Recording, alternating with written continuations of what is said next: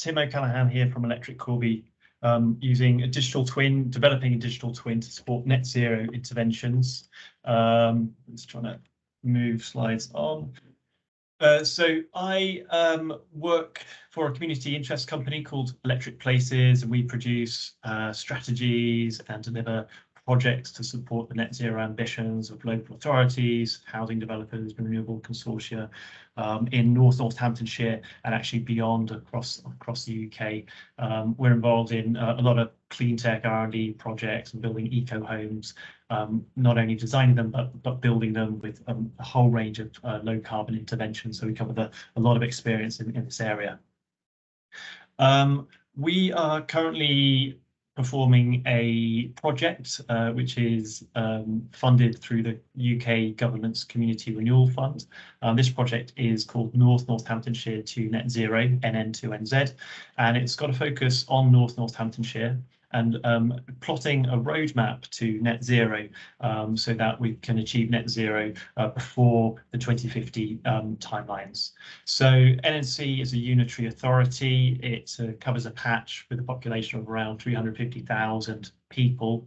It's about 1,000 square kilometres in the heart of England, basically in the middle of the UK for people who don't live in the UK in this audience. It forms part of the Oxford-Cambridge arc, so this is an area of high economic value land between Oxford and Cambridge. If you draw a line between those on a map, you can see we're right at the top.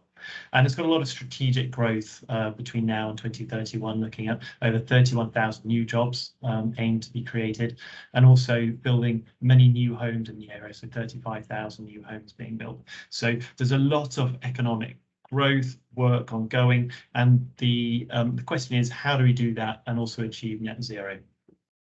So we started the project earlier this year, about a year ago or so, and looked at a whole range of different interventions that could be applied to net zero, looking at small scale, large scale, infrastructure scale, changes to behaviour and carbon offsetting initiatives. In total, we analysed over 8,000 initiatives, and of those that seemed viable and feasible in the area, we determined relationships, looking at the carbon conversion factors for those interventions. So what if we had all of the south-facing roof installed with solar PV? What would be the carbon saving impact of that for Northamptonshire?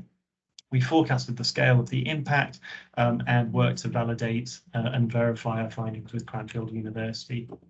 Long story short, and a lot of number crunching, we came up with a draft carbon gap close for Northamptonshire. And what we can see here is a spreadsheet, which is slightly out of date now, but a spreadsheet showing some key interventions that could be done in the areas of energy, transport, buildings, industry and commerce, and food and farming, looking at the carbon mitigation potential and the impact at Northamptonshire with varying degrees of take-up. So this is a great kind of bedrock for when we decided we felt we needed a digital twin, because there's a lot of challenges. You know, you can go so far in Excel, but then it's really hard to understand what are the geospatial impacts, what are the impacts to certain members of society, are certain carbon saving interventions equitable for all areas of society, for richer areas and poorer areas across Northamptonshire, for example. Are there any quick wins that could be made through leveraging interventions in a geospatial fashion, for example? So there's a big challenge in understanding the data that's out there. There is a lot of data. We're not short on data, but the issue is, you know, what is the total extent of that data? Where can I find it? How can I assimilate it into the usable and interrogatable fashion? And how can I, you know, verify the validity of that data? So that was one key challenge that we had. We also had a challenge around prediction. How do I use this data to quantify the carbon savings interventions, to do that in in an evidence-based fashion that's fully quantified and data-driven. So what we wanted to do was to create a digital twin that would allow us to do that, to understand how the carbon saving impact could be made, how that could be seen geospatially, and how it could change over time. And finally, this is a political exercise as much as a data-driven exercise. We want to affect change. So how do we engage citizens? How do we engage decision makers in the local authority and at government levels? And we felt a digital twin would be a key part of that, and allowing us to provide compelling visualizations with a rich source of data behind them. So we are in the development stages of the digital twin, and today I just wanted to give you a brief update on some of the work that's being done, and I've just pulled out two examples here. One is looking at the digital twin to model and simulate traffic flows and the carbon saving and emissions impacts from that, and then also looking at the 3D rendering. So hopefully you can see my screen. What we have here is an example of a simulation and analysis methodology workflow we're building up here as part of the digital twin, where we are defining a traffic network area, and this is in Corby in Northamptonshire, part of Northamptonshire. We're defining the road network and setting up a transport traffic flow model. This is just a simulation, so just looking at 200 simulated vehicles over 200 seconds. We've just run that simulation now, believe it or not, and I'm just looking at the data source, the output data file in a data table format.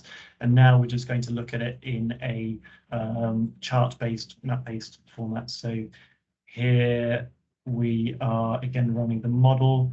And in the top chart here, we can see the different emissions levels for each of the 200 simulation vehicles that we ran through the model over time. And at the bottom, we can see the breadcrumb trail of those vehicles. We can see where they've been, what roads they go on, and also the associated emissions values associated with each part of that network. We can RAG rate the emissions associated with the analysis. I'll just fast forward here. I know I'm coming up to time.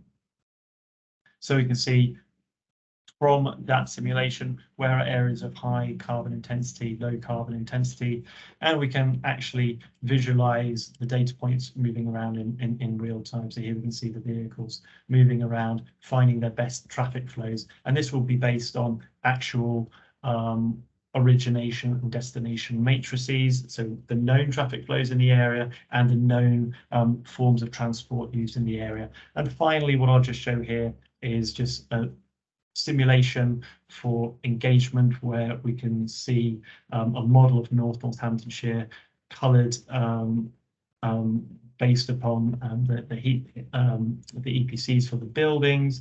We're looking at modelling the locations of all of the electric vehicle charging points and all the generation that is local, and here we can actually see these are actually real houses and these are the locations of real PV on the roof. So we're just building this out at the moment. So we have a fully fledged model for Corby and Northamptonshire, and can model the impact visually of our carbon interventions based and compare it back to what the emissions are today. So I think I've come up to time there. I'm sorry, it's been a bit of a whistle-stop tour, but I can stop now. I think I've come up to my 8 minutes and hand back, and I'll happy to take any questions.